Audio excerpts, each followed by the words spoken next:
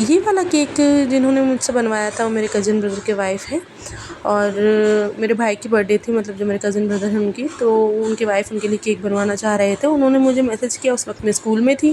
तो मैं जैसे ही घर पर आई मैंने सबसे पहले उनसे बात की और उन्होंने मुझे रेफ़रेंस पिक्चर शेयर की कि इस तरह का कुछ बनाना है। तो उन्होंने जो मुझे पिक्चर शेयर किया था वो उसमें सिर्फ़ 2 या 3 चीज़ें यहाँ केक पे यूज़ हुई थी, लेकिन इस केक में मैंने अपने अकॉर्डिंग हल्का सा कुछ चेंज किए, जिसके कारण केक का लुक काफ़ी प्यारा दिख रहा था, मतलब बहुत सुंदर लगा। ये 1 केजी चॉकलेट फ्लेवर केक था और जो हमने यहाँ पे रोज़ यूज़ करे थे वो भी रियल फ्लावर्स थे, रियल रोज़ थे। तो रियल रोज़ हम कुछ भी अगर हम आर्टिफ़िशियल भी यूज़ करते हैं केक में, तो कुछ भी इंसर्ट करने से पहले हमें उसे सेलो टेप से सिक्योर करना रहता है। तो उसी तरह से ये रियल रोज़ थे।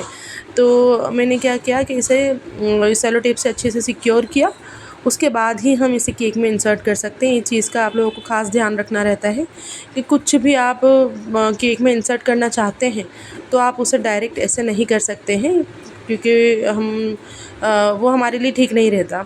और उसके बाद मैंने यहाँ पे चॉकलेट के हार्ट्स बनाए थे। देखिए केक कुछ इस तरह से था और वही चॉकलेट के हार्ट्स पे मैंने ये जो हमारा गोल्डन लस्टर डस्ट होती है वो लगा दी थी, क्योंकि केक में जो रेफ़रेंस पिक्चर था उसमें वो था कुछ इस तरह से।